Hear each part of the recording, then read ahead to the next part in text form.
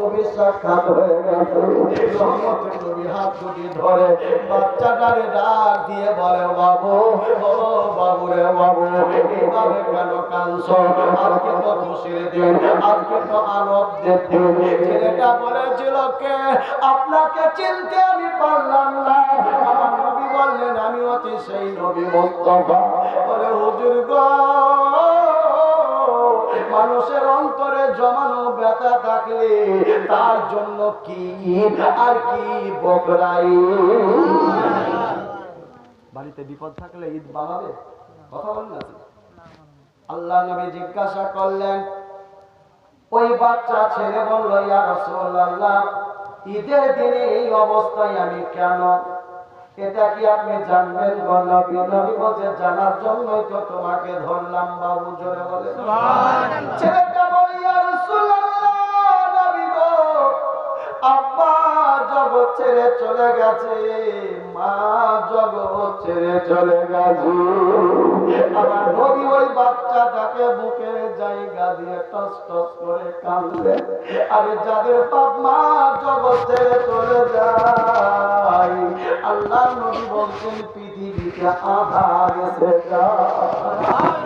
মুসলমান বাবারা, ওই বাচ্চাকে বুক ভরা ভালোবাসায় আল্লাহর নবী বললেন, বেটা কাঁদিও না, চোখের পানি ফেলিও না, আমি নবীজি যতটা পারবো জীবনে তোমার সাহারা দেব। আল্লাহর নবী গো, ওই বাচ্চাটাকে প্রেম প্রীতি ভালোবাসায় ঘরে নিয়ে যান। মাইশারে বলেছিলেন, আয়েশা, এ আমার প্রাণের বিবি আয়েশা, এই ছেলেটার আব্বা নাই, মা নাই, আমি মা হারা গেছি। আমার আব্বা মনে পড়লে কত না আমি কাঁদি, আমার মা মনে পড়লে আমি নবী কত কান্দি, আমার উম্মতকে আমি মায়াই করে কত না কান্দি। আমার প্রাণের বিবি বাচ্চা বাচ্চা বাপ্পার স্মরণে আজকে ঈদের দিনে কাঁদতেছে। একে গোসল করিয়ে সাজিয়ে তার মুখে মিষ্টান্ন তুলে এ ছিল নবী মুস্তাফার আখলাক, এ ছিল নবীর চরিত্র। বাপজিরা, জিন্দেগিতে নবী কোন ইয়েতিমকে দেখার পর ওভারটেক করে চলে যাননি। তার প্রেম প্রীতি ভালোবাসা দিয়ে নবী তার মাথায় স্নেহের হাত বুলিয়ে আল্লাহ নবী মুস্তাফা তার অন্তরের সমস্ত দুঃখ ব্যথাকে দূর করে দিয়েছিলেন। এর নাম হচ্ছে নবী। দয়ার নবী, মায়ার নবী মক্কাতে এলো, আপন পর সব ব্যবহারে, আপন পর সব ব্যবহারে মুগ্ধ হইল, মুগ্ধ হইল। না চিনে সে কাফেরেরা মেরেছে পাথর,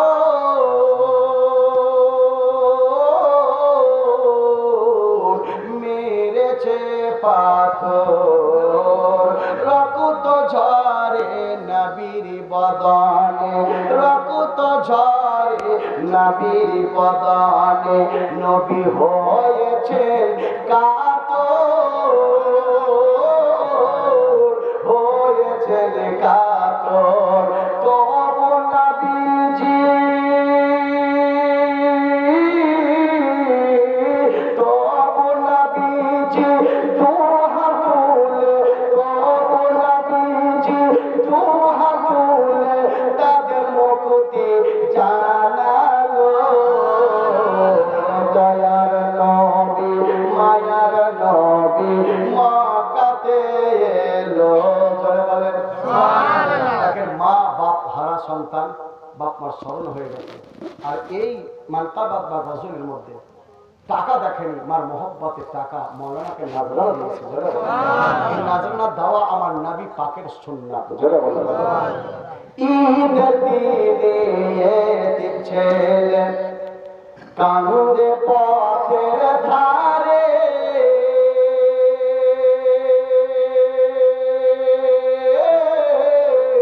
কান্দে পথের ধারে। নাই রে বাপ তার, নাই রে মা তার, কে সাজাবে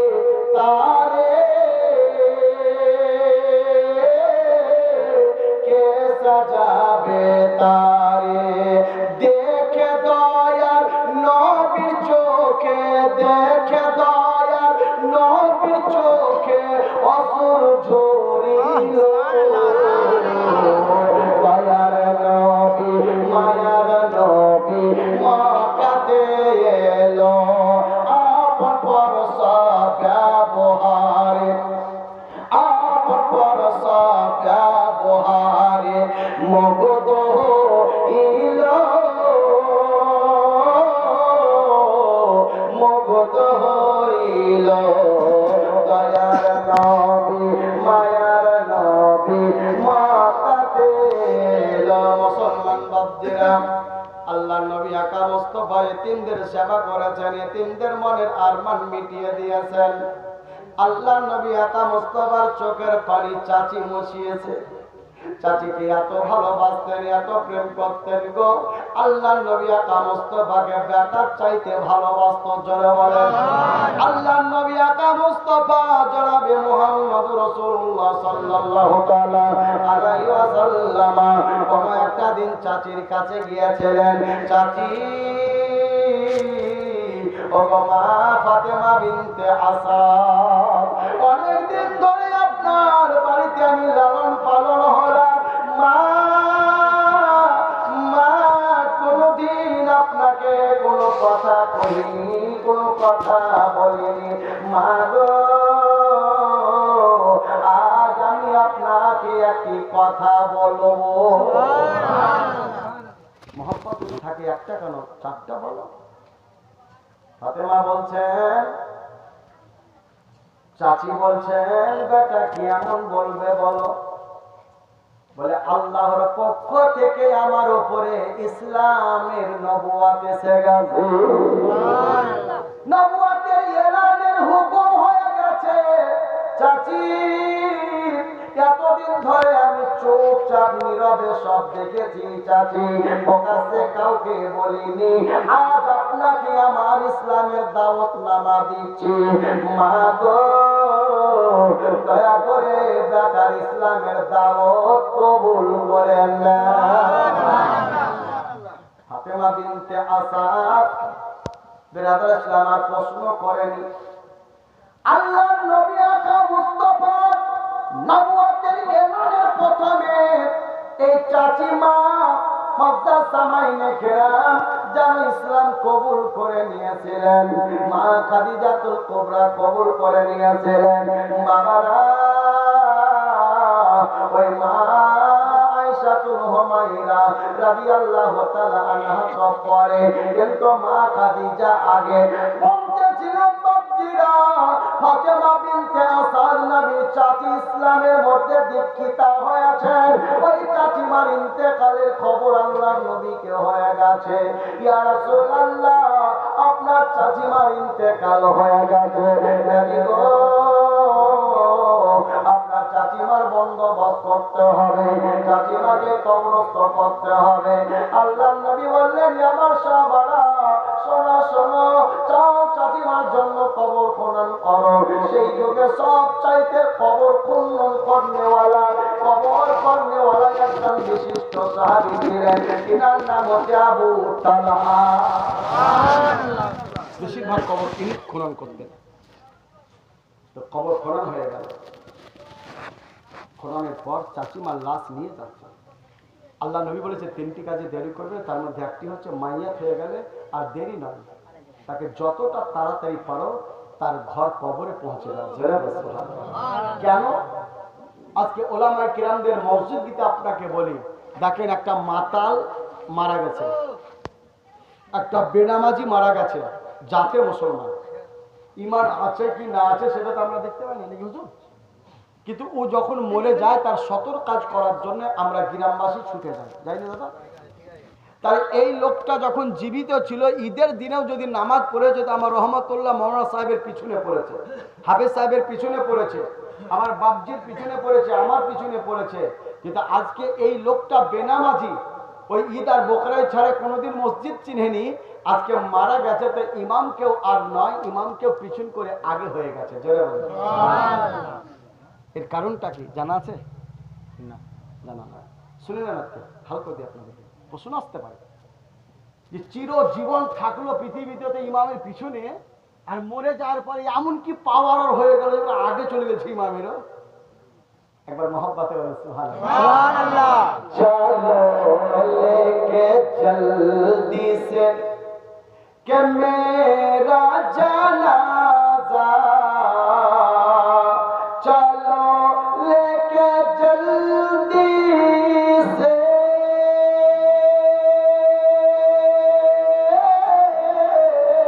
চলো লেকে জলদি সে কে মেরা জানাজা, কে লহদ में शहीदी का के लहद में शहद का दीदारी होगा।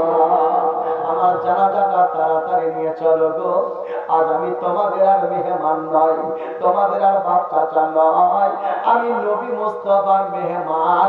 আমার জন্য কবরে নবী অপেক্ষামান। সুবহানাল্লাহ। আজ তোমাদের মেহমান নয়, কবরে নামাইলাম বাবাকে ছেলে, আজকে কাপড়ের কাপড়টা হটায়া মুখখানা নিয়ে জানো গো, বলছে বিসমিল্লাহি ওয়ালা মিল্লাতি রাসূলুল্লাহ, আল্লাহর নামে শুরু করলাম, ইয়া রাসূলুল্লাহ আমাদের ছিল আপনার হাওয়ালাই করলাম।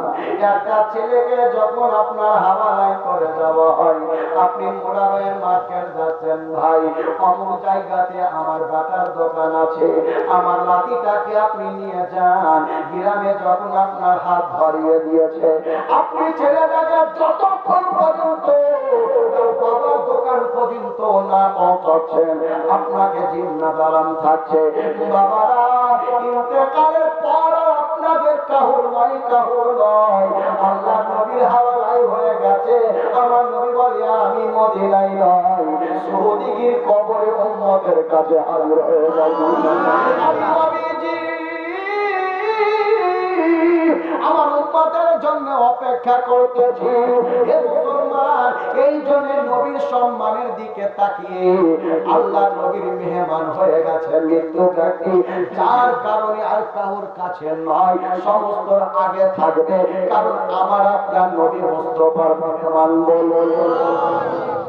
এটাই হচ্ছে ওয়াজা। মুসলমান তাহলে বুঝতে পারা গেল, বাপ ছিল চলে গেছে, যদি অত বড় মেহমান হতো তাহলে বাপকে ঘরে রাখা হতো, কিন্তু রাসূলুল্লাহর মেহমান এখন কবর থেকে হাসর পর্যন্ত আমার রাসূলের পাকের জিম্মায়। জোরে বলুন সুবহানাল্লাহ। হাসরে মিজানে প্রত্যেক জায়গায় নবী নিজের উম্মতের জন্য আল্লাহর কাছে সুপারিশ করবেন। এই জন্য মায়ের চাইতে, বাবার চাইতে, আত্মীয় স্বজন সকলের চাইতে নবীকে মহব্বত করা। জোরে বলুন সুবহানাল্লাহ। একেবারে সব চাইতে মহব্বত নবীকে করতে হবে, নিজের জানের চাইতেও। যার জন্য কোরআন বলে আতিউল্লাহ, তোমরা সর্বপ্রথম আল্লাহকে প্রেম করো। আল্লাহর পরে যিনি স্থান পেয়েছেন তিনি হচ্ছেন আতিউর রাসূলা, সেটা হচ্ছে রাসূলুল্লাহ। জোরে বলুন সুবহানাল্লাহ।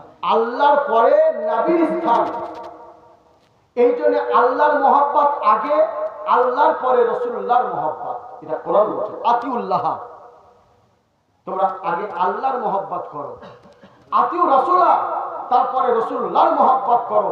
কোরআন বলছে রাসূলুল্লাহর পরে জমিনের বুকে যদি কাউকে মহব্বত করতে হয় তো ওয়াবিল ওয়ালিদানি ইহসানা, যাদের চরণে তোমাদের জান্নাত আছে তারা হচ্ছে আপন পিতা এবং মাতা। জোরে বলেন সুবহানাল্লাহ। পীরের চাইতে দামি হচ্ছে নিজের বাপ মা। পীরকে চাদর না দিয়ে বাপ মাকে চাদর দাও, জান্নাত হাসবে। জোরে বলেন সুবহানাল্লাহ। আর পীর বাবা বলেন যে আমাকে ঠান্ডা লেগেছে কবরে 14 খান চাদর চাপাও। আমার মুসলমান এগুলো ভুল করি কাজ। আমি পীরের বিরোধিতা নয়, পীরকে মহব্বত করি, কিন্তু আল্লাহ হযরত বলছে একটা চাদর দিলেই যথেষ্ট, তার সম্মান ইজ্জতের আব্রু হয়ে যাবে।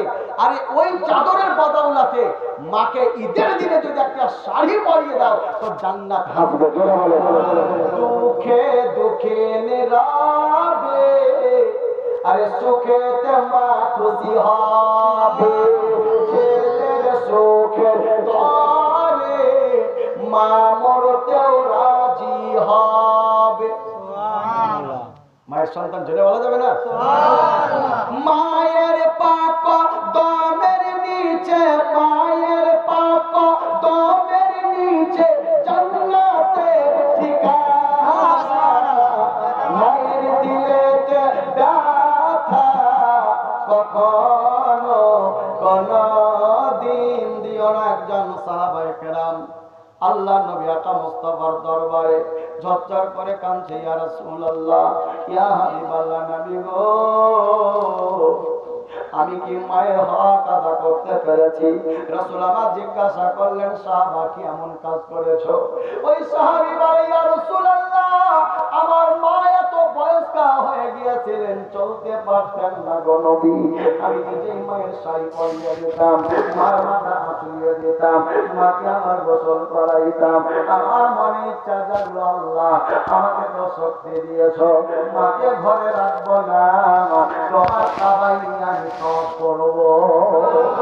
ইয়া রাসূলুল্লাহ, নবী গো, ওই জননীর মার জন্য আমি একটা পেছা বানালাম, পেছা। ওই পেছার ওপরে সুন্দর করে আমি বিছানা পটি দিলাম। আমার মা জননীকে বসিয়ে দেওয়ার পরে ওই গাড়িটাকে আমি পিছনে ব্যাগের মতন করে নিলাম। ইয়া রাসূলুল্লাহ, আমার মাকে নিয়ে আল্লাহর কাবায় একবার নাই, দুইবার নাই, 7 মর্তবা আমি যেন উমরা করেছিলাম। ইয়া রাসূলুল্লাহ, নবী গো, আমি কি আমার মায়ের হক আদা করতে পেরেছি? আমি কি মায়ের হক আদা করতে পেরেছি? কখনো আমার বাবার ধারে পেশাব করে দিতেন, কখনো যেন পায়খানা করে দিতেন। আমি সমস্ত নাপাকিকে দূর করার পরও আল্লাহর কাবা বাইতুল্লাহ তওয়াফ করেছি। ইয়া রাসূলুল্লাহ, নবী গো, আমি কি মায়ের দুধের ঋণ শোধ করতে পেরেছি? আমার রহমতের নবী চোখের পানি ছেড়ে দিয়ে বলেছিলেন, আমার উম্মতেরা রে, মা তোমাকে জন্ম দেওয়ার কালে যে রক্ত পানির মতন বহিয়ে দিয়েছ, কত মা অজ্ঞান হয়ে পড়েছিল, ডাক্তার বলেছে দোয়া করো মা ফিরবে, বাচ্চা ফিরবে কেন? ইয়া রাসূলুল্লাহ, নবী গো, বলে দেন, বলে দেন। আল্লাহর নবী বলছেন, শোনো সন্তানেরা, ওই মা তোমাকে জন্ম দিতে গিয়ে মরণ পাঞ্জাই এত ধাক্কা খেয়েছে, তথাপি অজ্ঞানের পর তোমাকে জন্ম দিয়েছে। আল্লাহর নবী বললেন, বুকের চামড়া কেটে মায়ের জুতা বানাইলে, আর ওই জুতা মাকে দিনে রাতে পরিয়ে দিয়ে আল্লাহর জমিনে যদি চলাচল করাও, আল্লাহর নবী বলছে 1 ফোঁটা দুধে ঋণ শোধ হবে না। একবার মহব্বতে বলো সুবহানাল্লাহ। দয়াবতী দরদিনী মা, মা জনম দুঃখিনী মা, দয়াবতী দরদিনী মা, দয়াবতী দরদিনী মা, আমার মা, দয়াবতী দরদিনী মা। মায়ের এক ফোঁটা দুধের দাম কাটিয়া বুকের চাপ, মায়ের এক ফোঁটা দুধের দাম কাটিয়া বুকের চাপ, মায়ের চপল বানায়া দিলে, মায়ের জুতা বানায়া দিলে, দয়াবতী দরদিনী মা, দয়াবতী দরদিনী মা, আমার মা, দয়াবতী দরদিনী মা। আমার মোহব্বত একবার হাত উঠে বলেন, ইয়া রাসূলুল্লাহ, ইয়া রাসূলুল্লাহ, দয়াবতী দরদিনী মা। মা যে জগতের সেরা, মায়ের নিন্দা আরে করবে যারা। শাশুড়ির কাছে যে মার দোকান করে না, আপনি ভাবছেন যে শাশুড়ি খুব ভালোবাসে, ই হচ্ছে আল্লাহর সাথ। মায়ের মতো কেউ হবে না। আপনার শরীরে যদি পোকাও হয়ে যায়, তো মা বেটাকে কখনো ফেলে দেয় না, জোরে বলেন সুবহানাল্লাহ। আর বেশি লাই হুজুর, আজকেই একটা ভালো চাকরি করে হেলথের, একটা বেটা অ্যাক্সিডেন্টে মারা গেছিল, একটা বেটা অশান্তি ভুগতেছে, কি করে বিয়ে হয়েছে মুর্শিদাবাদে। তো শ্বশুরের কাছে জামাই থাকে, রাজমিস্ত্রিতে কন্ট্রাক্টর দেখাভাল করে। তো বলছে শ্বশুরেও গেল দিছে জামাইকে, শাশুড়িতেও গেল দিছে, আর বেটিকে বলছে পালিয়ে আন পালিয়ে আন পালিয়ে আন, থাকতেও না। আপনি কেমন ভালো আসা গো, শাশুড়িকে দিবে না খাবো। মা শাড়ি চাহে না, টাকা চাহে না, ছেলের মোহব্বত চাহে। জোরে বল সুবহানাল্লাহ। মা কেমন আছিস? মাকে লেদে করা যায় যাচ্ছে, আল্লাহ সব থেকে বড়, তা আল্লাহকে লেদে করা যায় যাচ্ছে। আল্লাহ তুই দে দে বলে কি না, যে সব থেকে আপন হয় কাছের হয় তাকেই লেদে বলা যায়, আর দূরকে আপন ভাবা যায়। দেখবেন কেমন, আপনি কেমন আছেন মানে আপনি দূরের লোক, আর মা খুব কাছের, মার কোলে হাগিয়ে মুতিয়ে মা ছুচাইন দেয়, যার জন্য মা পুঁতা ফেলে দেয়। এই জন্য দেখবেন বেশিরভাগ ডাক্তার মাস্টার মুলবি মুফতি সবাই মাকে বলে কেমন আছি মা, তু বলে না, আমি বলি আপনি কেমন আছেন যখন বলবো তো দূর হুন গেল, মাটা পর হুন গেল। কারণ খুব নিচের জিনিসকে লে বলা যায়, দে বলা যায়। এটা একটা শুনিলেন ভালো করে। আমি বহুত মুক্তিদের বাড়ি গেছি জীবনে, আর জলসাও করেছি, তো বেশি হয়ে যেতে পারেন। রাজমহলের সাইডে যাই তো বড় বড় মুক্তি সাহেবেরা, মাকে খেলি গে, কোন থেকে ছিলি গে, ওদের ভাষাটা। আর কেউ কেউ বলে তুমি আমি, এটাও একটা বন্ধুত্ব সম্পর্ক মতো, কিন্তু আপনি মানে খুব দূর ভাবা যায় মাকে। আল্লাহ সবচাইতে বড় মহান, তো আল্লাহকে দোয়া, আল্লাহ हम लोग के सीधे रास्ता पर चला, बोली ना दुआ सुना। पीर साहब বলছে আল্লাহ तू भर दे मुझको, আল্লাহ দে দে मुझको। কেন বলেন তো, যে আল্লাহ মায়ের চাইতেও কাছে। জোরে বলুন সুবহানাল্লাহ। এই জন্য আল্লাহকে লেদে করা যায়, কিন্তু রাসূলুল্লাহকে লেদে করা যাবে না। তার কারণটা কি জানেন, রাসূল হচ্ছেন দুই জগতের শিক্ষক। জোরে বলেন সুবহানাল্লাহ। শিক্ষক হিসাবে নবী এসেছে, এই জন্য শিক্ষকের ইজ্জত করতে হবে। ও আল্লাহ মাকাম মালাম তাকুন তালাম, হে নবী আপনি জাহানা জানতেন, আপনাকে সব জানিয়ে দিয়েছি। এই জন্য আমার রাসূল গোটা জগতের শিক্ষক হয়ে এসেছে, এই জন্য নবীর মর্যাদা রাখতে হবে। এই যে নবীর ক্ষেত্রে আপন ব্যবহার করতে হবে কথা, কারণ শিক্ষকের গুরুজনের ইজ্জত রাখতে হবে। এই জন্য গুরুজন যাকে আপনাকে শিক্ষা দিয়েছে, তো ইনাকে আপনি বলবেন, আপনি কেমন আছেন। মা আপনাকে জন্ম দিয়ে রক্ত প্লাবন করিয়ে দিয়েছেন, মা রক্ত বহে গেছে, মা কেমন আছিস, তাহলে মা কোনোদিন আপনাকে খারাপ ভাববে না, কারণ আমার নিজের ছেলে। কিন্তু এই যে আপনার ওস্তাদ শিক্ষক, তুই কেমন আছিস, আঘাত লাগবে কি লাগবে না, একটু ভাঙানি করে দিলাম আপনাদেরকে, পরে এটা যেমন একটু মিষ্টি না হয়ে যায়, বুঝতে পারেন যে হুজুর বুঝালেন কিভাবে। তাহলে যে সবচাইতে কাছের হয়ে যায় তাকে লে দে বলা যায়। আর সম্মানের পাত্র যদি হয়, সেই সম্মানের পাত্র সম্মানটা রাখতে গিয়ে আপন আপন বলতে হয়। জোরে বলেছে আমার রাসূলুল্লাহ গোটা জগতের শিক্ষক, এই জন্য নবীকে তু বলা যাবে না, লে বলা যাবে না। রাসূলুল্লাহকে কেউ বলেছেন তুমি, কেউ বলেছেন আপনি। জোরে বলেছে যার বলে তুমি যে নূরের রবি, নিখিলের ধ্যানের ছবি, তুমি না এলে দুনিয়ায় আধারে ডুবে তো সবই। বলে না আবার দেখেন, কালেমায় পড়ি আপনার নাম, আপনার ছেলে